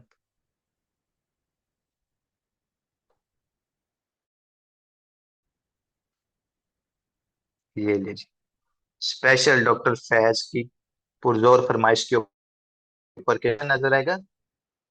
तो मैंने थैंक यू एरिया को थोड़ा सर। सा जूम किया बच्चों, और ये जूम करें हाइपरईमिया, रेडनेस नजर आ रही है आपको उस एरिया की, बहुत ज्यादा रेडनेस है, ये स्मॉल ब्लड वेसल्स की वजह से। और अगर कोई पूछता है कि स्मॉल ब्लड वेसल्स की सिंथेसिस कैसे हुई है, तो आपने ये भी बता देना कि sir neutrophils platelet drive growth factor को रिलीज करते हैं, और वो यहाँ पर स्मॉल ब्लड वेसल की सिंथेसिस करवाते हैं। वैसे आपको एक मजे की बात बताऊं, चलें बता देता हूँ। जहां पर भी हाइपोक्सिया होता है ना, जो आपके सेंसिटिव बॉडी के ऑर्गन्स है ना, वहां पर हाइपर या एंजियोजेंसिस जरूर होती है, वहां पर एंजियोजेंसिस होना शुरू हो जाती है। मैं आपको एक सिंपल सी एग्जांपल दूं, जो डायबिटीज मेलाइटिस के पेशेंट्स होते हैं ना, उनके अंदर भी रेटिना के ऊपर एंजियोजेनेसिस होती है, रेटिना के ऊपर, क्योंकि उस हाइपरग्लाइसीमिया की वजह से ना रेटिना की तरफ ब्लड सप्लाई कम होती है। जब ब्लड सप्लाई कम होती है तो वहां से इन्फ्लामेटरी मीडिएटर्स रिलीज होते हैं, जैसे लेट्स सपोज पीडीजीएफ रिलीज होता है, और ये पीडीजीएफ क्या करता है, वहां पर ब्लड वेसल की सिंथेसिस करवाना शुरू कर देता है। तो पेशेंट में क्या हो जाती है, रेटिना के ऊपर एंजियोजेनेसिस होना शुरू हो जाती है। और इसलिए तो फिर जो पार्ट हमारे पास पेशेंट्स होते हैं ना, ये डायबिटीज मेलाइटस के, इनके अंदर आपको ब्लाइंडनेस या वीएन से रिलेटेड प्रॉब्लम्स आपको जरूर नजर आती है, और उसमें सबसे बड़ी रीजन होती है माइक्रो एंजियोजेनेसिस। तो इसी तरह यहाँ पर भी हमारे पास क्या हो रही है, स्मॉल ब्लड वेसल्स की सिंथेसिस हो रही है इसके साइडों की तरफ। और ये सिंथेसिस क्यों हो रही है, हमारे पास हाइपोक्सिया की वजह से न्यूट्रोफिल्स, और न्यूट्रोफिल्स ने ये ग्रोथ फैक्टर को वहां पर रिलीज करवाया, और अब में ये एरिया हाइपर इमिक नजर आना शुरू हो गया। लेकिन बच्चों, ये दरमियान में आपको एरिया येलो कलर का नजर आ रहा है कि नहीं आ रहा, मुझे बताएं। साइडों से हाइपर इमिया है, लेकिन दरमियान में से ये पार्ट हमें येलो या पेल कलर का नजर आ रहा है। तो आप मुझे इसका रीजन बता सकते हो, why why it look like ये, नेक्रोसिस की वजह से। क्योंकि साइडों की तो हमें समझ आ गई, नेक्रोस की वजह से, ठीक है जी।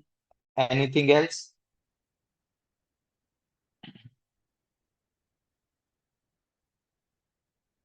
एनीथिंग एल्स डॉक्टर साहब? सर तो मैक्रोफेजेस सर, ये या जो आपको न्यूट्रोफिल्स येलोइश ज्यादा कलर होनी नजर आ चाहिए। रहा है, सर ये न्यूट्रोफिल्स की डेड फॉर्म है। ये जो हमारे पास न्यूट्रोफिल्स यहाँ पर ज्यादा हो रहे हैं ना, क्योंकि मैंने आपको कहा इन्फ्लामेटरी मीडिएटर्स हैं, ये इन्फ्लामेटरी मीडिएटर्स अपने साथियों को भी बुला लेते हैं, ये और ज्यादा न्यूट्रोफिल सेल्स को यहाँ पर बुला लेते हैं। जब यहाँ पर बहुत ज्यादा न्यूट्रोफिल सेल्स आते हैं ना, और आपको पता है इस एरिया में ऑक्सीजन नहीं जा रही, वो बेचारे न्यूट्रोफिल्स उस जंग में जाके मर जाते हैं, और उनके मरने की वजह से ये एरिया आपको येलोइश कलर का नजर आ रहा है। ठीक है जी, तो ये चीज आपने यहाँ पर याद रखनी है। 1 से 3 दिन के अंदर, अब एक एक लफ्ज समझ आ रहे हैं कि सर यहाँ पर हाइपरीमिया क्यों है, यहाँ पर कोआगुलेटिव नेक्रोसिस क्यों है, यहाँ पर न्यूट्रोफिल्स क्यों आ रहे। मेन जो चीज इस बुक ने मिस की है, वो इन्होंने हाइपोक्सिया इंड्यूस फैक्टर को एक्सप्लेन नहीं किया। तो इंशाल्लाह हमने एक्सप्लेन कर लिया, अब आपको सारी जिंदगी ये वाला पेज इंशाल्लाह नहीं भूलेगा, जो कि आपकी पूरी फर्स्ट एड का एक डिफिकल्ट पेज माना जाता है, और ज्यादातर टीचर इसको छिड़वा देते हैं, लेकिन हमने छोड़ना नहीं है, क्योंकि यूवर्ल्ड के अंदर 3 से 4 एमसीक्यूज हैं इसके। अब देखो बच्चों, दूसरी तरफ क्या हो रहा है सर, यहाँ पर हो रही है फाइब्रिनिस पेरिकार्डाइटिस, कि मतलब ये जो साइडों की तरफ हमारे पास पेरिकार्डियम है ना, उस पेरिकार्डियम में सर इन्फ्लामेशन हो रही है, उस पेरिकार्डियम में इन्फ्लेमेशन। चलो मैं इसको अपने तरीके से ड्रॉ करते हैं। ये है मेरे पास ब्यूटीफुल वेंट्रिकल, ठीक है। इस वेंट्रिकल की साइडों की तरफ क्या है सर, हम आपके पास वो पेरिकार्डियम है ना, जो आउटर लेयर है, तो ये है पेरिकार्डियम। अब वो कह रहे हैं कि सर 1 to 3 डेज के दरमियान इस पेरिकार्डियम के अंदर भी इन्फ्लामेशन होना शुरू हो जाती है, और यहाँ पर हो जाता है पेरिकार्डाइटिस। और यहाँ पर इन्फ्लामेशन क्यों हो रही है, सर हमें पता है, sir we know about it. क्या आपको पता है सर, इन्फ्लामेटरी मीडिएटर्स रिलीज हो रहे हैं, ये इन्फ्लामेटरी मीडिएटर्स और ज्यादा सेल्स को इस नेक्रोटिक पार्ट में एक्सिस करें, इस एरिया की तरफ बुला रहे हैं। जब और ज्यादा इन्फ्लामेटरी सेल्स इस एरिया की तरफ आएंगे, तो वो इन्फ्लामेटरी सेल्स अगर आपकी पेरिकार्डियम में डिपॉजिट होना शुरू हो जाए, so they can lead towards the pericarditis. ठीक है जी, तो ये चीज आपने याद सर रखनी है। कार्डियक अब टेम्पोनेट इसमें भी से नहीं होगा इसमें। नहीं सर, अभी नहीं होगा कार्डिक टेम्पोनेट, अभी नहीं होगा, जब तक रप्चर नहीं होगा तब तक कार्डिक टेम्पोनेट नहीं होगा। पहले 3 दिन के अंदर पेरिकार्डाइटिस का चांस होता है, क्योंकि न्यूट्रोफिल्स वहां पर ज्यादा होते हैं, वो इन्फ्लामेटरी रिएक्टर्स को रिलीज करते हैं। ठीक है, अब इसमें जो आपने ओवरऑल चीज याद रखनी है, वो ये है कि सर 1 to 3 डेज के दरमियान न्यूट्रोफिल ज्यादा आते हैं, और वो हमारे पास फाइब्रिनस पेरिकार्डाइटिस काज करवाते हैं। चीज आपने ये याद रखनी, बाकी मैंने आपको तमाम कंसेप्ट, तमाम रीजन इसके साथ एक्सप्लेन कर दी है। नेक्स्ट बात करते हैं कि सर अब 3 to 14 डेज के दौरान, मतलब 3 डेज से लेकर हमारे पास मतलब कि 14 डेज या 2 वीक्स के दौरान हार्ट के अंदर क्या क्या चेंजेस आती हैं, जरा ये भी बता दें। तो हमारी बात खत्म हुई थी कि सर न्यूट्रोफिल, मैंने कहा था न्यूट्रोफिल्स इन्फ्लामेटरी मीडिएटर्स रिलीज करते हैं, और वो इन्फ्लामेटरी मीडिएटर्स क्या करते हैं, आपके मोनोसाइट्स को अट्रैक्ट करते हैं, मोनोसाइट्स को अट्रैक्ट करते हैं। वो मोनोसाइट्स आपके इन्फ्लामेटरी सेल्स है ना। अब इन्फ्लामेटरी सेल्स क्या करेंगे, इस एरिया के अंदर आना शुरू हो जाएंगे, और वो इन्फ्लामेटरी सेल अब कौन से हैं, 3 दिन के बाद कौन से आएंगे sir, monocytes. Can any brilliant student tell me differentiate, can differentiate between monocyte and macrophage, दोनों में क्या डिफरेंस होता है? मोनोसाइट्स और मैक्रोफेजेस में क्या डिफरेंस होता है? Sir macrophages activated sir form है मोनोसाइट्स की, लाइक स्पेशलाइज्ड फॉर्म।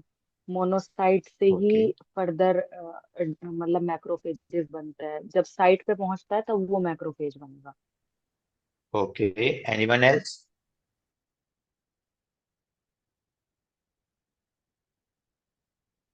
देखो बच्चों, इसमें सिंपल आपने बात याद रखनी है, जब तक आपके मोनोसाइट्स ब्लड सर्कुलेशन में होते हैं, इनको हम मोनोसाइट्स कहते हैं। जब ये ब्लड सर्कुलेशन से निकल के अफेक्टेड एरिया में चले जाते हैं ना, जैसे सबका ने बताया, फिर आपने इसको मैक्रोफेजिस कहना। तो इसी तरह मोनोसाइट जब ब्लड सर्कुलेशन से निकल के अफेक्टेड एरिया में जाएंगे, so this are the macrophages. तो अब आपके जो मैक्रोफेजिस सेल्स हैं वो क्या करें, इस एरिया के अंदर आना शुरू हो गए। 3 दिन के बाद अब मैक्रोफेजिस यहाँ पर आना शुरू हो जाए, क्योंकि देखो आपके पास यहाँ पर बहुत ज्यादा नेक्रोसिस हो चुकी है, बेचारे न्यूट्रोफिल भी उस एरिया में मर गए हैं, हमारे पास और भी जो सेल के कंटेंट्स है वो भी सेल से बाहर आ चुके हैं। तो वहां पर काफी ज्यादा ना मैश वर्क, जो मैश है ना वो क्रिएट हो गया, वहां पर काफी ज्यादा डेब्रिस एक्यूमुलेट हो गया। उस सारे एरिया की क्लीनिंग करवाने के लिए क्या किया जाता है, आपके मैक्रोफेजिस को वहां पर बुलाया जाता है। अब ये मैक्रोफेजिस क्या करेंगे, मैंने आपको ऊपर एक तरतीब लिखवाई हुई है ना, सबसे पहले न्यूट्रोफिल्स, फिर मैक्रोफेजिस, फिर हमारे पास फाइब्रोब्लास्ट सेल्स आते हैं। 1 से 3 दिन के बाद न्यूट्रोफिल्स, 3 दिन के बाद आपके मैक्रोफेजिस उस एरिया के अंदर आना शुरू हो जाते हैं। ठीक है जी। अब मैक्रोफेजिस करेंगे क्या, सर मैक्रोफेजिस यहाँ से ना इस एरिया को खाना शुरू कर देंगे। मैक्रोफेजिस क्या करेंगे, मैक्रोफेजिस का जो सबसे बड़ा जो फंक्शन है, जैसे डॉक्टर उसामा निजामी ने हमें बताया कि सर मैक्रोफेजिस जहां पर करवाते हैं फैगोसाइटोसिस, फैगोसाइटोसिस, मतलब कि जितने भी न्यूट्रोफिल सेल डेड फॉर्म के अंदर हैं, या जितने भी आपके नेक्रोटिक सेल्स हैं, उन तमाम नेक्रोटिक सेल्स को और उन तमाम डेड न्यूट्रोफिल सेल्स को ये क्या करेंगे, फैगोसाइटोस कर देंगे। यहाँ पे मैं लिखता हूँ डेड सेल्स, और दूसरा हम लिखते हैं यहाँ पर नेक्रोटिक सेल्स, जो आपके लेफ्ट वेंट्रिकल के नेक्रोटिक सेल्स हैं जिनकी नेक्रोसिस हो चुकी है। ठीक है। तीसरे नंबर पर वहां पर जितना भी डेब्रस था, उस सारे एरिया को क्या किया, आपके मैक्रोफेजिस ने क्लीन करना शुरू कर दिए।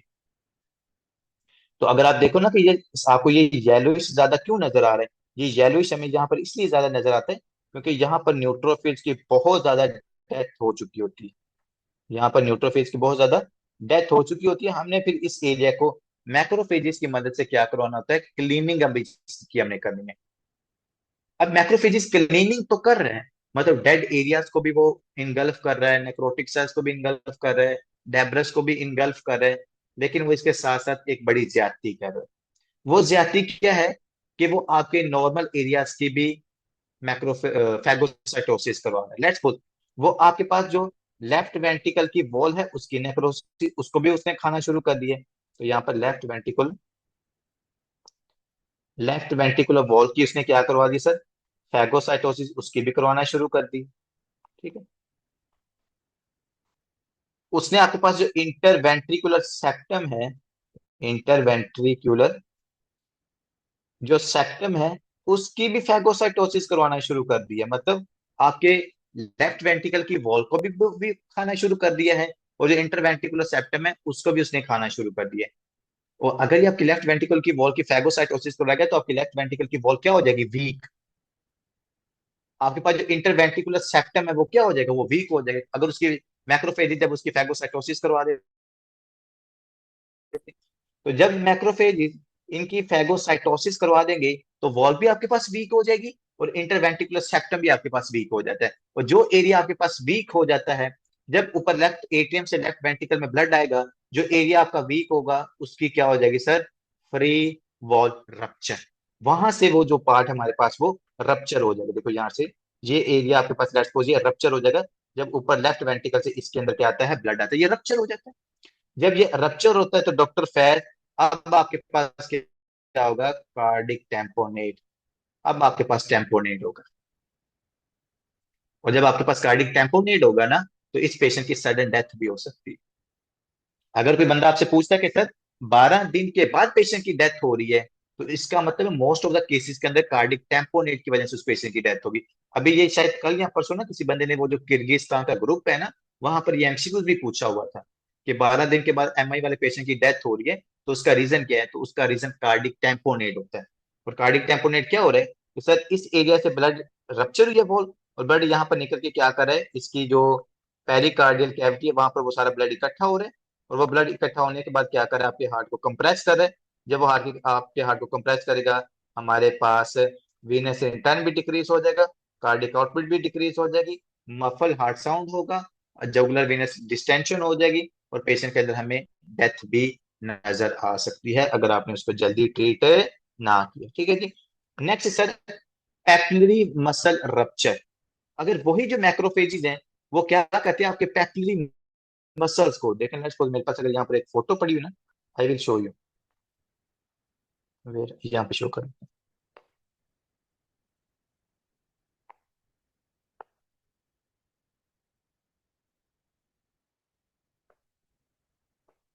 टेंशन नहीं लेनी, पूरा इंतजाम है आज टॉपिक का, बिल्कुल परेशान नहीं हो। देखो, वो जो आपके पास मैक्रोफेजिस आए ना बच्चों, अगर वो मैक्रोफेजिस क्या करते हैं, आपके इन मैक्रो ये जो पेपिलरी मसल्स है, ये है पेपिलरी मसल जिनके साथ ये कोर्डिया टेंडन अटैच होते हैं।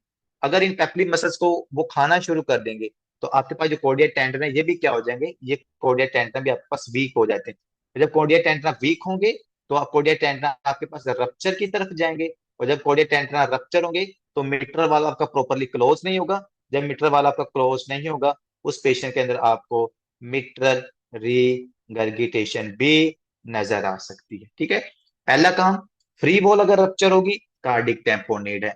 दूसरे काम है, पेप्लिक मसल अगर रप्चर करेगा मैक्रोफे फैगोसाइटोसिस, तो पेशेंट में मिट्रल रिगर्गिटेशन नजर आती है। इसलिए मैं आपको कह रहा हूँ, ये जो 3 to 14 डेज की कॉम्प्लिकेशन है ना, ये याद रखनी है, क्योंकि पहली बार हर बंदे को याद होती है, ये 3 से 14 दिन वाली याद नहीं होती। Cardiac tamponade and the mitral regurgitation. जो तीसरी मैंने बात आपको बताई थी वो क्या थी, interventricular septal rupture due to macrophage mediated structural degeneration left to right shunt. देख लो सर, वही जो मैंने आपको बातें सारी एक्सप्लेन की हैं वही काम सर यहाँ पर हो रहा है। पहला काम था कार्डिक टेम्पोनेट, दूसरा मिट्रल रिगर्गिटेशन, और अगर ये जो फैगोसाइटोसिस मैक्रोफेज है ये मीडिएट करता है स्ट्रक्चर डिग्रेडेशन, मतलब इंटरवेंट्रिकुलर सेप्टम को ये अगर खाना शुरू कर देगा, तो उसकी वजह से पेशेंट में क्या होगा सर, लेफ्ट टू राइट शन, मतलब के वेंट्रिकुलर सेप्टल डिफेक्ट आपको उस पेशेंट में नजर आएगा। ठीक है जी। चौथी जो कॉम्प्लिकेशन आपको नजर आती है, that is the left ventricular pseudo aneurysm, कि मतलब वहां पर हमारे पास एनोरिज्म बनता है। एनोरिज्म क्या होती है, एब्नॉर्मल डायलेशन। सूडो का क्या मतलब होता है, फाल्स। मतलब सूडो एनोरिज्म का मतलब होता है, जैसे आपके पास क्या उसको कहते हैं मिक्कस डाइवर्टिकुलम, और जो आपके पास ऊपर वाला था क्या उसको कहते हैं, एक ट्रू डाइवर्टिकुलम होता है, एक फाल्स डाइवर्टिकुलम होता है। ठीक है, तो उनमें से जो हमने कहा था कि सर जो ट्रू डाइवर्टिकुलम होता है उसमें तीनों वेसल्स आपके पास डेविएट कर जाते हैं, जो फाल्ट होता है उसमें सिर्फ एक वेसल डेविएट करती है। इसी तरह जो आपके पास लेफ्ट वेंट्रिकुलर सूडो एनोरिज्म है ना बच्चों, तो सूडो एनोरिज्म में सिर्फ एक लेयर आपके हार्ट की, चूंकि 3 लेयर है ना, एंडोकार्डियम, मायोकार्डियम और आपके पास पेरिकार्डियम, और अगर इनमें से सिर्फ एक लेयर के अंदर एनोरिज्म बनती है तो उसको हम सूडो एनोरिज्म कहते हैं। इसकी भी डायग्राम मेरे पास है, तो अब मैं आपको अभी शो करता हूँ।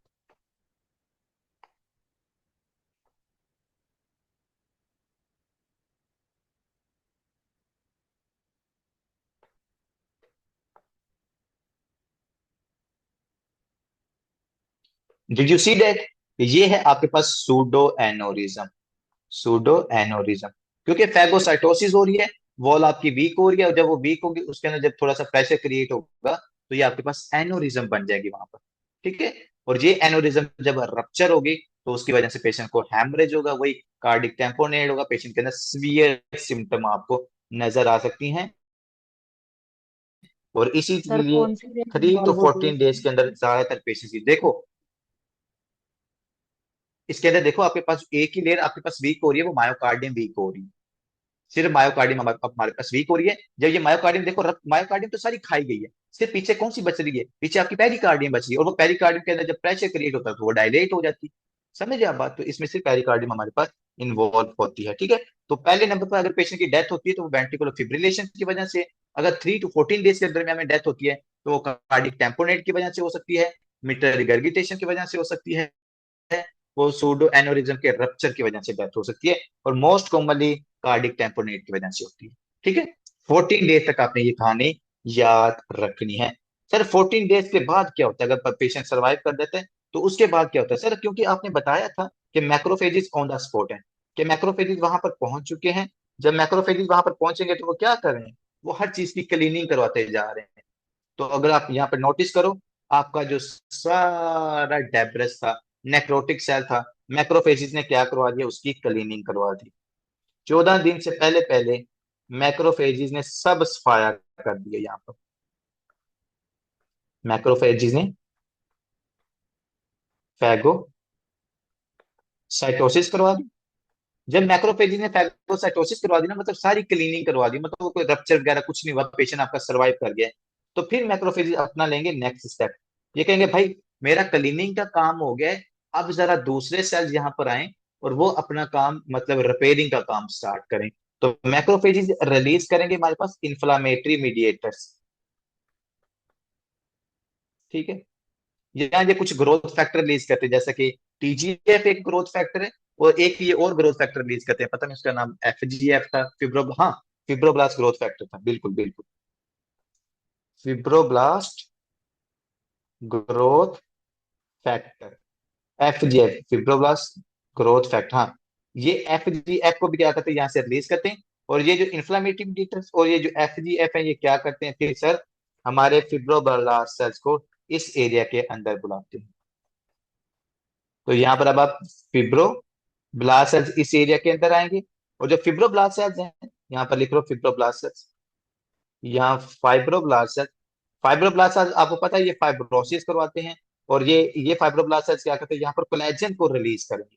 ये यहाँ पर पूरे एरिया के अंदर, जैसे हम कहते हैं ना सीमेंटिंग, दो आप एक वॉल्स की बिल्डिंग बना रहे हो और बिल्डिंग से आप दो ईंटों के दरम्यान में सीमेंटिंग करते हो, सीमेंट लगा रहे हो, तो दो चीजों को आपस में जोड़ देते हो। इसी तरह जो आपके फिब्रोब्लास्ट सेल्स है ना, ये क्या करते हैं, यहाँ पर कोलेजन को रिलीज करते हैं, और कोलेजन क्या करता है, तमाम जो बेचारे टूटे फूटे सेल्स हैं जो बच गए हैं, उनको नॉर्मल सेल्स के साथ कनेक्ट करने की कोशिश करते हैं, ताकि क्या कर सके, किसी ना किसी हद तक सेल को या इस एरिया की आपस में जंक्शन करा के कुछ हद तक सेल को क्या कर सकते, जो लेफ्ट वेंट्रिकल है उसको फंक्शनल बना सके। ठीक है जी। लेकिन जिस एरिया के अंदर आपके पास ये कोलेजन डिपॉजिट हो जाता है ना, जैसा कि यहाँ पर कोलेजन डिपॉजिट हो रहा है, वो कोलेजन किसकी वजह से डिपॉजिट हो रहा है, वो फाइब्रोब्लास्ट सेल्स की वजह से डिपॉजिट हो रहा है। और ये कोलेजन क्या कर देता है सर, ये कोलेजन इस एरिया के अंदर डिपॉजिट होता है, और जिस एरिया के अंदर कोलेजन एक्सेस डिपॉजिट हो जाता है, वो एरिया आपके पास बन जाता है हार्ड। वो एरिया हमारे पास क्या बन जाता है सर, हार्ड एरिया बन जाता है। और जब हमारे पास हार्ड बन जाएगा, तो अब ये वाला एरिया आपके पास कभी भी कॉन्ट्रैक्ट नहीं करता, ये वाला एरिया अब आपके पास कॉन्ट्रैक्ट नहीं करेगा। आपके लेफ्ट वेंट्रिकल के जिस एरिया में एमआई होता है, रिपेयरिंग या स्कारिंग या कोलेजन के डिपॉजिट होने के बाद, वो एरिया नॉन फंक्शनल होता है, वो एरिया आपके पास कॉन्ट्रैक्ट नहीं करता। इसीलिए तो जब हम पेशेंट की मतलब पोस्ट एम ईसीजी करवाते हैं ना, तो हम कहते हैं टी वेव इन्वर्जन नजर आ रही है, या जो क्यू वेव है वो डीप नजर आ रही है। उसका रीजन ये स्कारिंग होती है, ये जो आपके पास अफेक्टेड पार्ट होता है, ये उसका रीजन होता है। ठीक है। तो मैं यहाँ पर थोड़ा सा बना भी देता हूँ। पी वेव है, ये डीप क्यू वेव है, और ये टी वेव इन्वर्जन है। तो अगर डीप क्यू वेव आपको नजर आती है, तो ये इस एरिया अफेक्टेड एरिया की वजह से नजर आती है, जिसकी स्कारिंग हो जाती है। देखो स्कारिंग का मतलब आपको बताओ, आपको अगर कभी स्किन के ऊपर कोई चोट लगी हो ना, तो जहां पर हीलिंग के बाद ना, अगर वहां पर आप नोटिस करो ना, तो आपको वो एरिया वाइटिश सा नजर आ रहा होता है, तो वो असल में कोलेजन होती है। कोलेजन वहां पर स्कार बना देती है, उस एरिया को हार्ड बना देती है, ताकि एक तो वो मतलब पेनिट्रेट ना हो, दूसरा ये है कि वो हमारे पास एरिया इंटैक्ट रहे, लेकिन वो एरिया होता नॉन फंक्शनल। इसलिए बच्चों आपने बॉडी के अंदर जितनी भी कोलेजन है ना, ये सारी कोलेजन आपने याद रखनी है। हमारा एक टॉपिक है जनरल पैथोलॉजी का, जिसके अंदर हम रिमॉडलिंग पढ़ेंगे, जो पूरी रिमॉडलिंग कैसे होती है। मतलब कि कोलेजन, सबसे पहले कोलेजन 3 आता है, फिर कोलेजन 3 को हम कन्वर्ट करते हैं कोलेजन 1 के अंदर, बाद का कोलेजन 5 के अंदर। तो इंशाल्लाह वो रिमॉडलिंग वाले प्रोसीजर, स्कारिंग, फाइब्रोसिस वाले टॉपिक में हम वहां पर पढ़ेंगे। लेकिन सिंपल यहाँ पर क्या था सर, मैक्रोफेजिस ने क्या किया है, फाइब्रोब्लास्ट्स को बनाया बनाया है और उनको बुला के यहाँ पर स्कारिंग करवा दी, मतलब कोलेजन को वहां पर डिपॉजिट करवा दिया। अब जब यहाँ पर कोलेजन डिपॉजिट हो जाएगा ना, तो इसकी डेपोजिशन की वजह से ये एरिया आपको कैसा नजर आएगा, मैं आपको जरा वो दिखाता हूँ। इधर गया था ये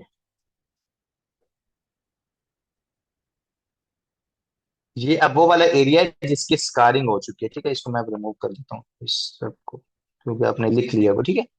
अब बच्चों हम नोटिस करते हैं इसकी कॉम्प्लिकेशन। अच्छा, ये कॉम्प्लिकेशन बड़ी ना इंपॉर्टेंट है।